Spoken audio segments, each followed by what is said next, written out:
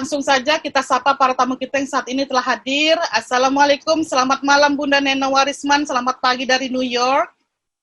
Waalaikumsalam warahmatullahi wabarakatuh. Waalaikumsalam warahmatullahi wabarakatuh.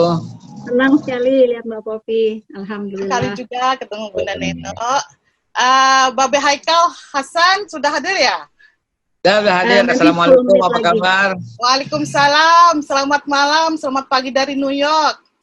Apa kabar Bunda Neno? Masya Allah, alhamdulillah. Nauhibuk fillah. Apa kabar Gus Nur? Alhamdulillah, barakallah, sehat. Ini kayaknya ada Bang Refli juga nih di sini dengerin. Bang Refli ya, Bang Refli. Assalamualaikum, selamat malam, selamat pagi dari New York. Waalaikumsalam, saya masih di mobil. Nanti mudah-mudahan 15 menit lagi sampai rumah. Maju terus kami, Bang Refli, kami maju terus kami. Amin, amin, amin. Sudah ada juga Gus Nur yang baru pertama kali hadir bersama kita di acara Forum Tanah Air. Assalamualaikum, selamat malam Gus. Selamat pagi dari New York. Ya, waalaikumsalam warahmatullahi wabarakatuh. Mbak Popi, Umi Popi. Terima kasih atas kehadirannya di acara kita ini. Baiklah, kita akan mulai dengan Bunda Neno Warisman. Hajah Titi Widoratno Warisman, begitu nama lengkapnya, lebih akrab dipanggil Bunda Neno, lahir di Banyuwangi, Jawa Timur. Jakarta. Salah tuh, internet salah. Jakarta ya? Internet tuh banyak salah. 21 Juni 1964. Udah itu aja deh, setelah saya udah dosa yang lainnya nggak usah Mbak Popi. Udah cukup, udah tahu sisanya. Banyak yang pengen tahu, Bunda. Banyak yang tahu. Iya. Sejak kecil, Neno suka pada puisi dan deklamasi, bahkan di usianya yang masih remaja. 14 tahun, Neno terpilih sebagai juara baca puisi se-Jakarta. Neno memulai karirnya sebagai penyanyi di era 80-an, sambil kuliah di Fakultas Sastra Perancis Universitas Indonesia. Mungkin masih banyak yang ingat lagunya Neno seperti Matahariku atau duetnya dengan Faris RM, Nada Kasih. Itu lagu kesayangan saya loh itu sampai sekarang. Nada kasih, ku rasakan membara dalam hatiku. Setelah sukses di dunia tarik suara, Neno meniti karir dalam dunia layar lebar dan layar kaca. Ada yang masih ingat film Sayekti dan Hanafi? Dan yang ditayang di TVRI, Neno juga masuk dalam nominasi artis terbaik Festival Film Indonesia. Tapi menjadi mute. Kamu ini anak apa bisa ngomong. Tidak sampai di situ, film yang dibintangi Neno, Rindu Kami Padamu, meraih penghargaan sebagai film terbaik di Asia di Ocean Cinefan Festival di New Delhi, India pada Juli 2005. Dari catatan kami, Neno masih main film sampai 2017 dalam Rock, Pertualangan Meraih Bintang. Daftarnya belum berhenti di sini, Neno juga menerbitkan buku Izinkan Aku Bertutur, tepat di ulang tahun yang ke-40 tahun 2004, dan buku lainnya seperti Matahari Odi Bersinar Karena Mahfi tahun 2006. Masya Allah ya Bunda Neno, luar biasa track recordnya. Masya Allah. Masih terus berlanjut nih dalam dunia entertainment sampai sekarang Bunda. Oke, saya lanjutkan. Pada tahun 1991, Neno memutuskan untuk memakai jilbab dan lebih banyak menghabiskan waktunya untuk dunia religi, sosial, dan pendidikan, serta aktif membantu sosialisasi program pendidikan anak usia dini PAUD, sering berbicara di seminar-seminar para ibu, terutama tentang pengasuhan anak yang benar, pendidikan negeri, dan kesehatan. Nah, bisa bicarakan sedikit nih, bagaimana seorang Neno Warisman yang hadir, yang berada dalam dunia glamor para artis pelan-pelan berubah lebih agamis, lebih fokus pada dunia anak dan pendidikan, kemudian yang terbaru meluncurkan sebuah aplikasi yang bisa mendeteksi halal dan toidnya suatu produk makanan. Silakan Bunda. Terima kasih Mbak Popi. Saya dikasih waktu berapa lama? 5 menit. 10 menit. 10 menit ya? Ya. Oke. Baik. Assalamualaikum warahmatullahi wabarakatuh. Waalaikumsalam warahmatullahi wabarakatuh. Kang Tata, Chairman of FTA, dan semua pengurus, Bang Helmi, dan juga saya nggak lupa kepada Ova, sahabat saya, yang mungkin nggak sempat hadir. Ya, jadi siapapun semuanya saja, dan terutama ya 10, 11, 12, 13 14 orang yang sudah memberikan endorsement kepada aplikasi Bunda Neno yang baru saja rampung malam ini, betul-betul baru rampung. Saya mengucapkan terima kasih, betul-betul terima kasih sedalam-dalamnya. Nanti tolong kalau boleh saya berterima kasih secara khusus kepada semuanya. Nah, tema kita ya, perang pemikiran bagi generasi mendatang ini sudah dibahas sejak belasan tahun, bahkan puluhan tahun, bahkan ratusan tahun yang lalu. Nanti kalau saya salah, tolong dikoreksi. Ada Gus Nur ya, dan juga ada kakak saya, Babe Haikal ya, Kopi Haikal.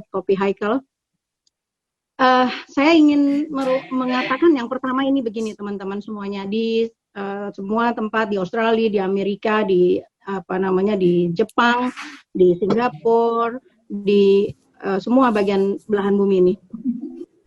Darah, tulang, daging yang tumbuh dari yang haram itu pasti beresiko terhadap perilaku. Ini mendasar sekali. Ketika seorang anak ya dibesarkan oleh bapak ibunya, ya, sebenarnya ada 3 komponen yang harus betul-betul diperhatikan. Kalau kita bilang mampu atau enggak dia melawan perang pemikiran yang memang dirancang begitu baik ya. Ada 7F disebutnya tuh.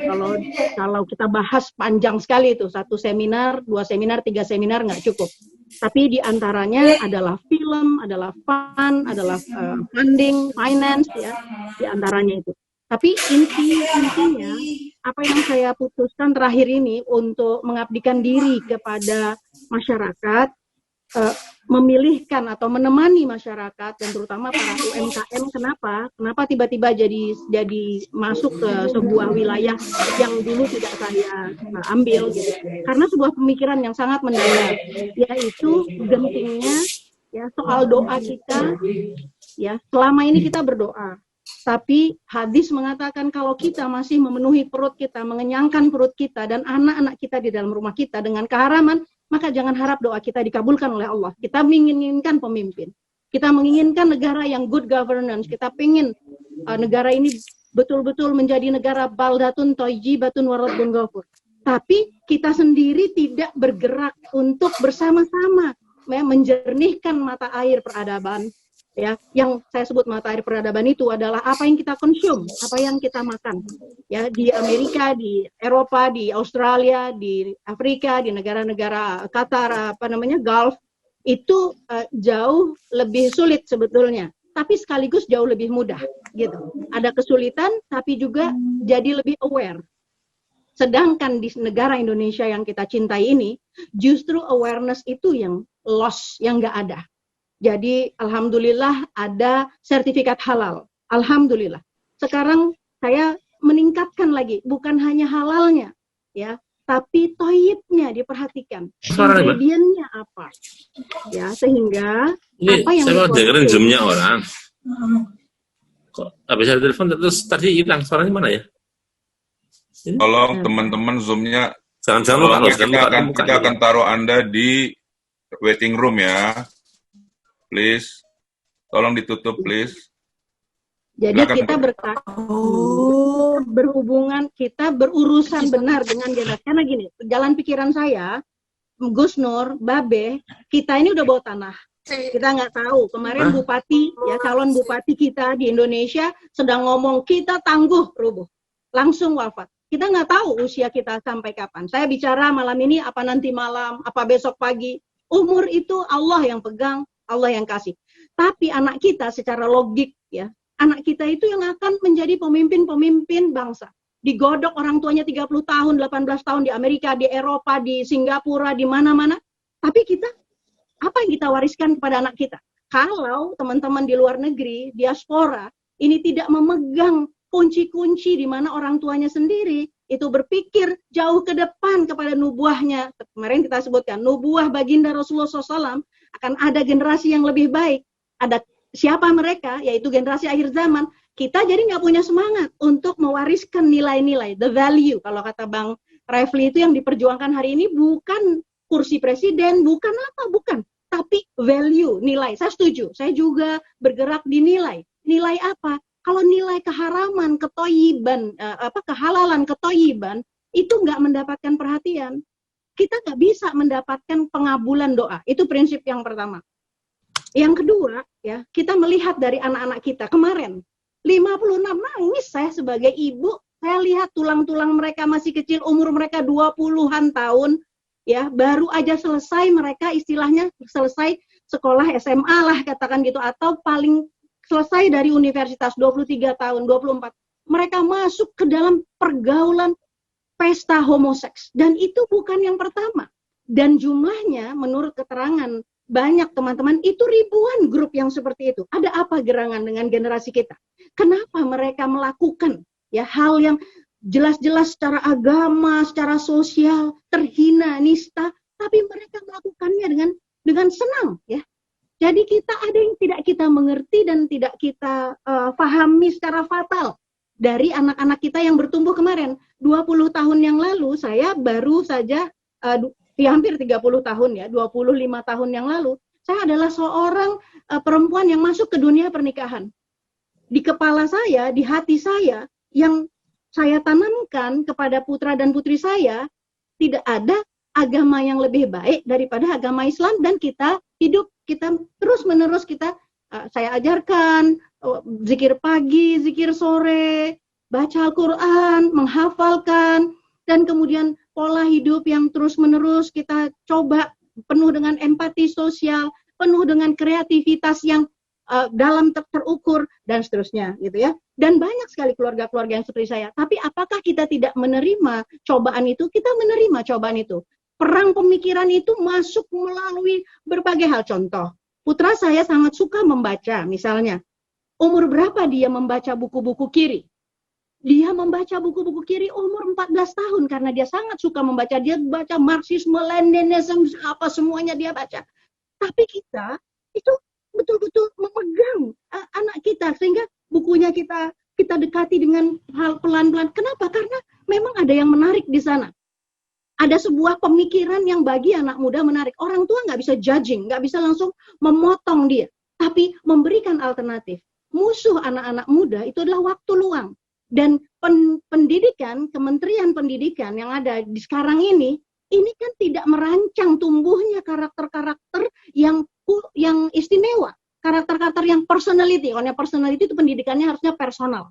Tapi ini enggak. Sistem klasikal, sistem pendidikan ini benar-benar membuat anak-anak kita itu terabaikan dan bahkan kehilangan spesialisasi mereka yang sudah dirancang oleh Allah Subhanahu wa taala. Nah, kalau kita lihat secara umum, maka akan terjadi anak-anak yang tidak menyukai belajar, tidak menyukai proses tidak menyukai ikra, tidak menyukai ilmu. Jangankan pada Al-Qur'anul Karim ya yang bisa membentengi mereka, jangankan pada sholat mereka, pada nilai-nilai moral universal saja mereka sudah nggak suka. Kenapa begitu? Karena saya sih hanya bicara dari apa yang saya terjuni selama hampir 30 tahun. Karena kita orang tua memang tidak siap untuk menjemput ya janji dari baginda Rasulullah Sallallahu Alaihi Wasallam yang mengatakan bahwa memang anak-anak kita itu harus kita hantarkan mereka kepada sebuah zaman emas yang kedua gitu. Nah, untuk itulah kita tidak mengisi kepala kita dengan proses materialisasi.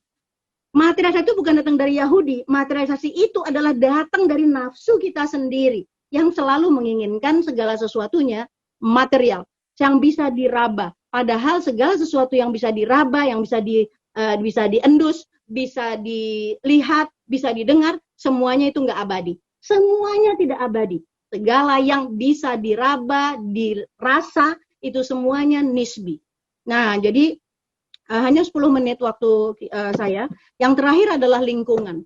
Sejauh sampai kita, ya sampai hari ini, kita mendapati sebuah kualitas generasi yang ambruk. Betul-betul buruk sekali.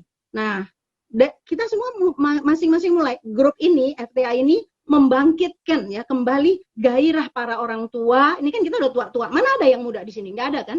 Kita sekarang sedang mendidik ulang diri kita untuk meneliti ke dalam diri kita sendiri. Kalau pemerintah, katakanlah misalnya pemerintah luar, mana bisa kita harapkan? Tapi bahkan sebahagian pemerintah di luar jauh lebih baik memperlakukan anak-anak kita dalam nilai-nilai universal. Atau kalau tinggal di negara-negara yang Muslim, tentu lebih baik kemuslimannya. Tapi yang kita lihat sekarang ini, kita belum memiliki pemerintah yang mengedepankan dan menjunjung tinggi nilai-nilai ya yang secara universal diangguk oleh masyarakat dunia. Belum. Jadi kita masih punya PR yang sangat besar. Karena itu mari kita mulai dari lagi-lagi dan selalu hanya dari diri sendiri.